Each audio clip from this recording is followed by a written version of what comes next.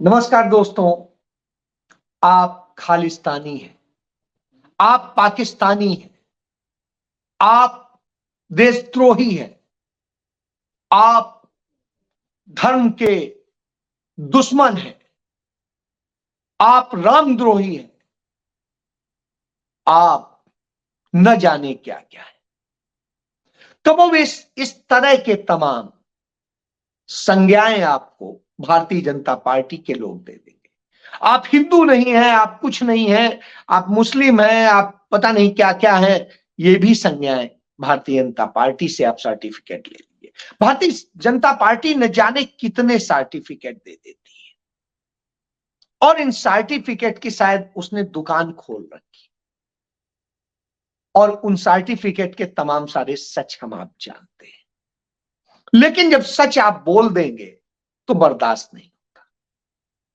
आज मैं इसकी बात क्यों कर रहा हूं कि भारतीय जनता पार्टी के लोग जब कोई चीज कानूनन कोई अपने हक के मुताबिक कोई सही तरीके से नहीं कर पाते हैं तो आप पर यह लांछन लगाते हैं। एक बड़ी भारी नजीर सुप्रीम कोर्ट में पेश हुई कि यही लोकतंत्र के लुटेरे हैं, डकैत हैं। यह सुप्रीम कोर्ट में साबित हो गया।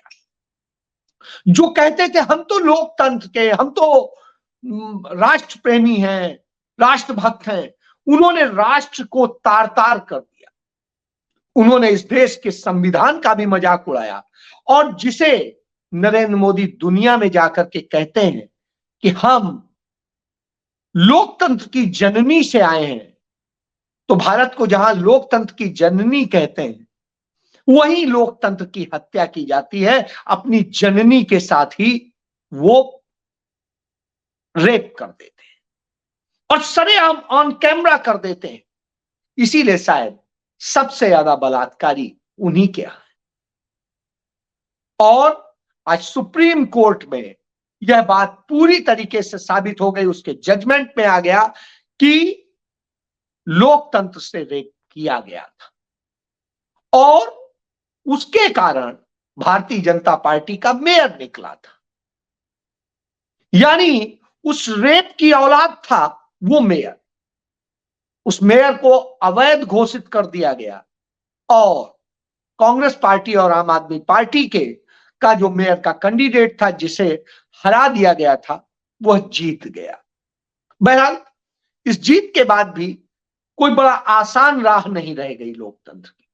ये एक छोटे से इस देश का शायद सबसे छोटा शहर होगा, 114 स्क्वायर किलोमीटर का है सिर्फ इस शहर में ये हो, जिसमें आधा से ज्यादा जंगल, 114 स्क्वायर किलोमीटर, उस शहर में यह हो रहा है जो इस देश का सबसे स्मार्टेस्ट सिटी है, जन्म से स्मार्ट।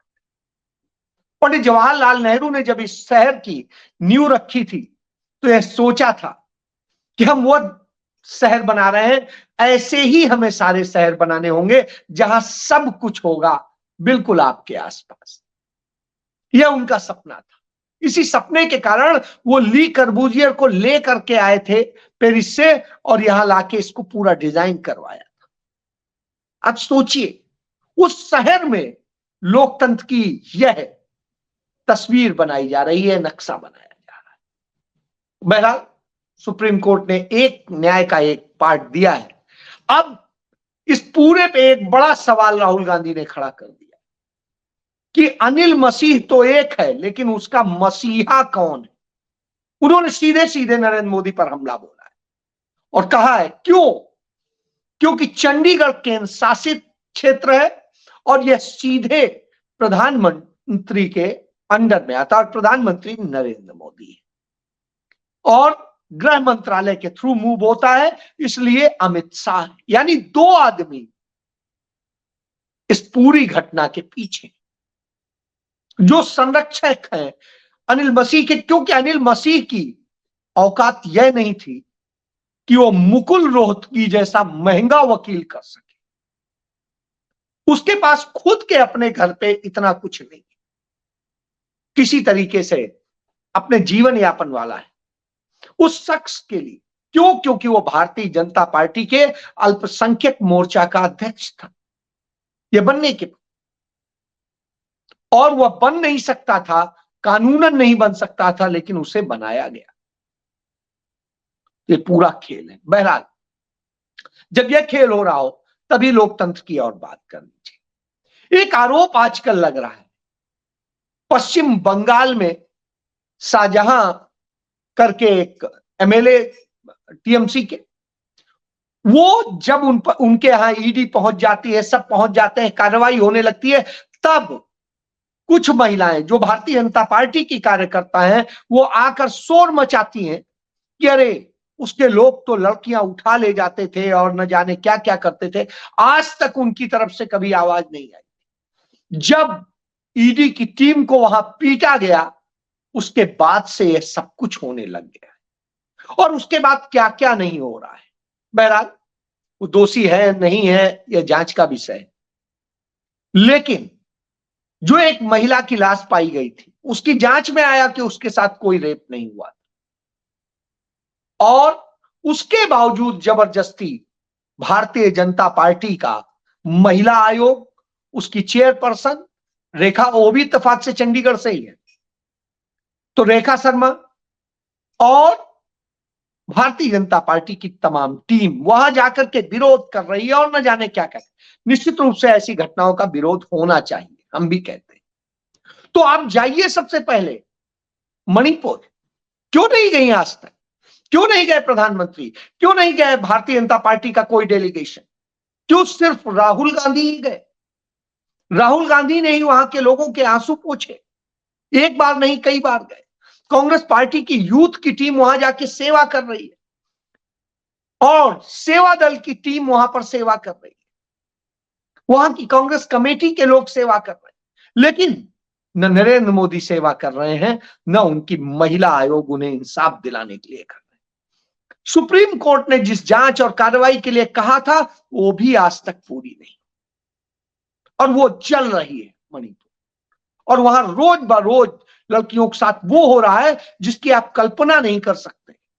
उस तरीके से वहां गैंग रेप और नग्न परेड तक निकाली गई थी, ये सब किसी से छिपा नहीं, लेकिन यहां वो शोर मचाते हैं, और जब वो कानून व्यवस्था को बिगाड़ते हैं और वहां का एसपी इसको रोकता है, वो आईपीएस ऑफिसर पंजाब का सिख है, एक राष्ट्रभक्त सिख। क्योंकि मैं राष्ट्रभक्त इसलिए कहता हूं, जब इस देश पर संकट था, जब तमाम चीजों का संकट था, तो सिख धर्म और सिख ही हमारे लिए लड़ रहे थे। उन्होंने ही हमारे लिए एक ढाल बन करके हमारा बचाव किया था। सिख गुरुओं ने अपने प्राण दिए थे हिंदू धर्म के लोगों को बचाने के लिए, और ऐसी स्थिति में वहां पर उस सिख पुलिस अफसर को भारतीय जनता पार्टी के लोग खालिस्तानी कहते। जब खालिस्तानी कह के कहते हैं, क्यों? तो उसने सवाल किया, चूंकि मैं पगड़ी बांधे हूं इसलिए मैं सिख धर्म से हूं इसलिए मुझे खालिस्तानी कहें। और वो इसको लेकर के निश्चित रूप से किसी को भी दुख होगा कि खालिस्तानी है। जब आप एक आईपीएस अफसर को कह सकते हैं, तो किसको नहीं कह सकते? हम आए दिन सुनते हैं, कोई भी व्यक्ति यदि कुछ सही बात बोलने लगता है, भारतीय जनता पार्टी के लोगों को बुरा लगता है, आप कहता है ये पाकिस्तानी है, ये चीनी एजेंट है, पाकिस्तान चले जाओ, अरे ये तो हिंदू है ही नहीं, ये तो मुसलमान है, ये तो ऐसा है, ये तो वैसा है, और न जाने क्या क्या संज्ञा दे देंगे, किसी को भी भ्रष्ट बता देंगे, किसी को भी कुछ कर देंगे। जबकि सत्यता ये है कि अब तक जितने पाकिस्तान के लिए जासूसी करते पकड़े गए पिछले 5 साल के अंदर, वो सारे कहीं ना कहीं भारतीय जनता पार्टी और आरएसएस से जुड़े हुए लोग थे। जितने लोग पकड़े गए, जितने रेपिस्ट पकड़े गए, उनमें 80% भारतीय जनता पार्टी आरएसएस के लोग। जितने राजनेता इस तरह के आरोपों में पकड़े गए, वो भारतीय जनता पार्टी आरएसएस के लोग हैं। और यही नहीं, जिस तरीके का कर्म करते हैं उसके बाद में कोई सवाल, जब आप देखेंगे पेपर लीक होते हैं, बच्चों के भविष्य बर्बाद होते हैं, उस समय स्थिति होती है और सवाल होता है, तो उसकी जब जांच होती है तो उसमें पकड़े जाने वाले मुलजिम कौन होते हैं, भारतीय जनता पार्टी की। आज तमाम पार्टियों में जिन पर भ्रष्टाचार के आरोप लगाए जाते थे, पता नहीं वो भ्रष्टाचारी है नहीं है, मैं नहीं जानता, लेकिन जिन पर भारतीय जनता पार्टी भ्रष्टाचार के आरोप लगाती थी, वही लोग भारतीय जनता पार्टी में चले जाते हैं तो सबसे नीट एंड क्लीन हो जाते हैं और उनके वो नूर बन जाते हैं। उदाहरण हेमंत बिस्वा शर्मा, उदाहरण अजीत पवार, उदाहरण शिंदे, उदाहरण जो है अशोक चौहान, बहुत सारे उदाहरण मौजूद हैं, अथाह उदाहरण है। चाहे जिस राज्य में जाइएगा, हर राज्य में उदाहरण। याद करिए मेघालय में भारतीय जनता पार्टी का प्रदेश उपाध्यक्ष था और तमाम बच्चों के शोषण करने और उनको बेचने और तमाम तस्करी करने और उनके यौन शोषण के तमाम मामले में, उसके अलावा बच्चियों और सबका कैसे अवैध व्यापार करने के मामले में पकड़ा गया था। तमाम बच्चे बरामद हुए थे और उसको भारतीय जनता मैंने दे दिया था।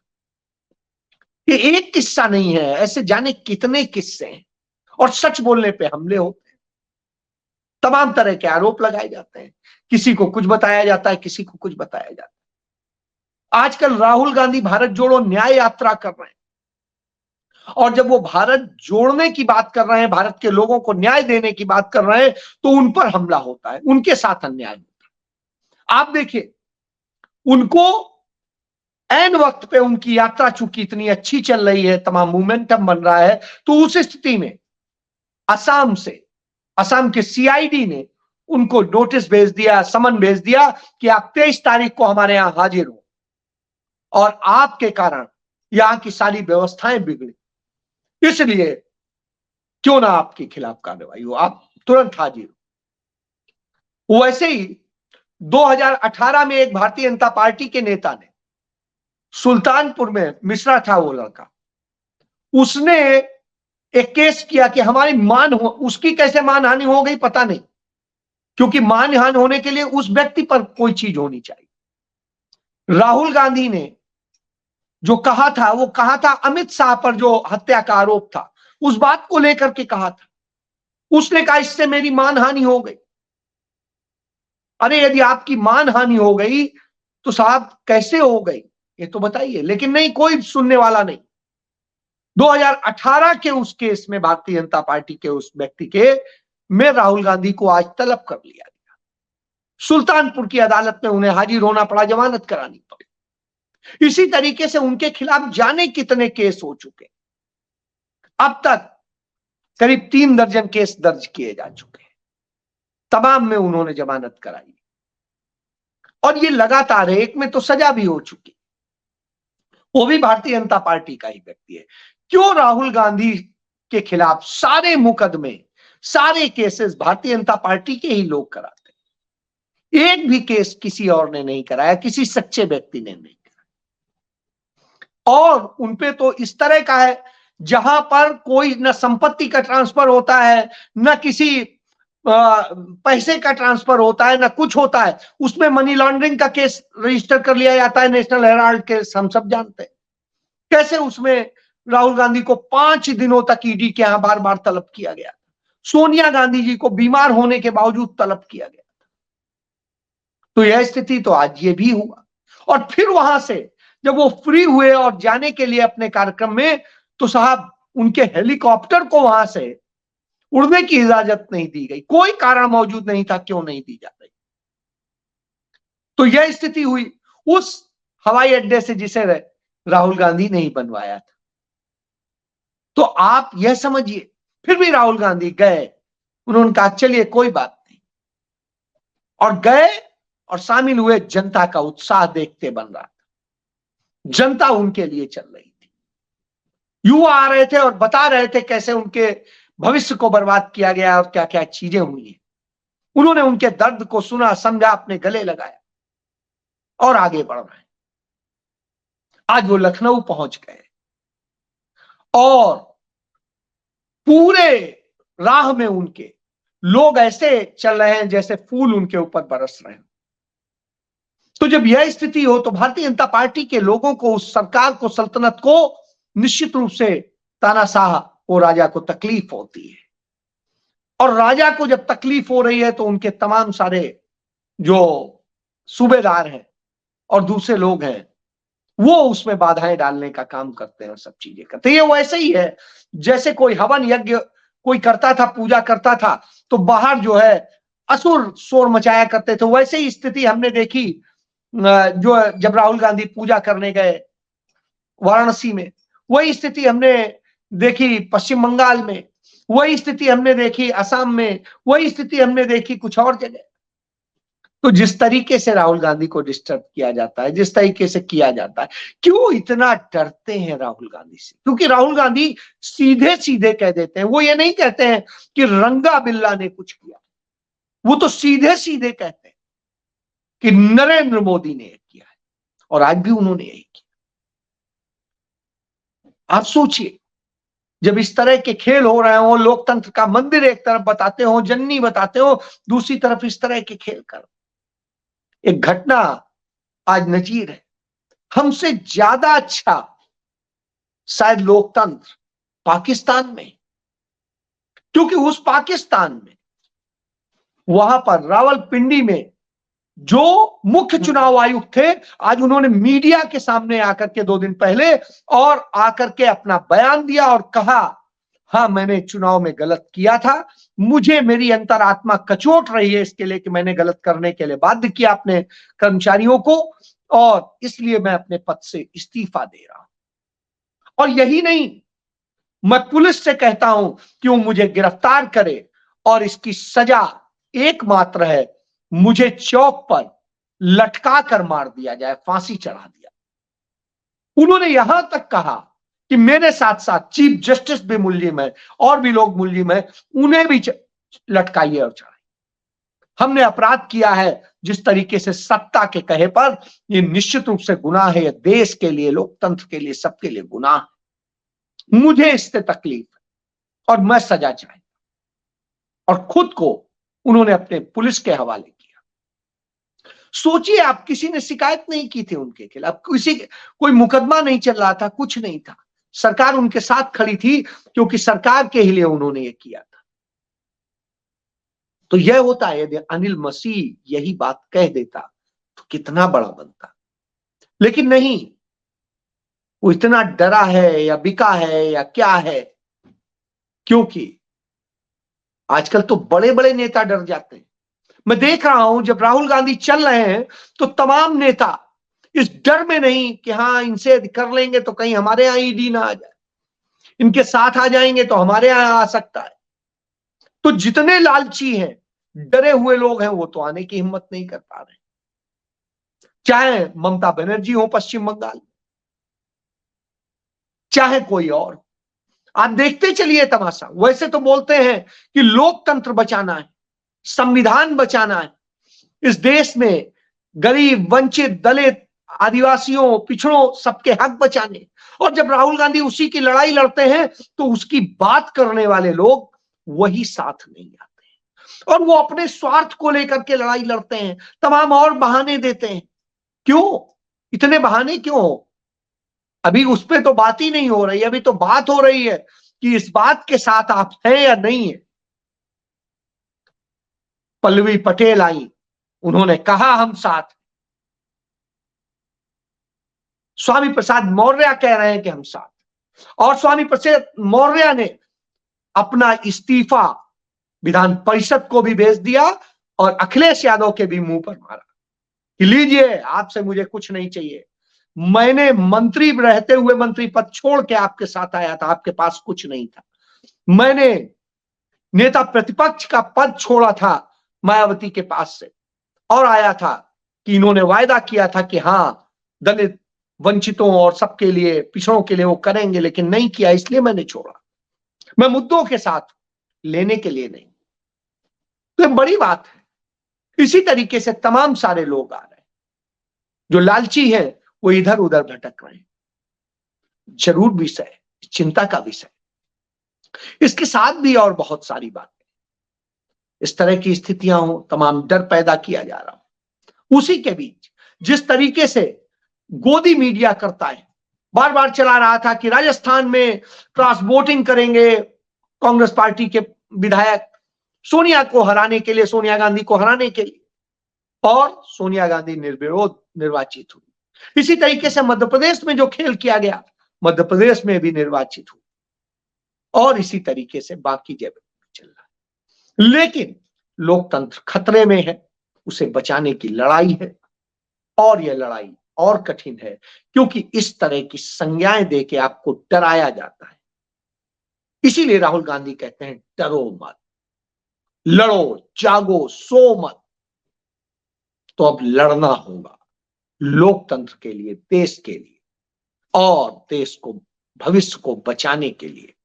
जय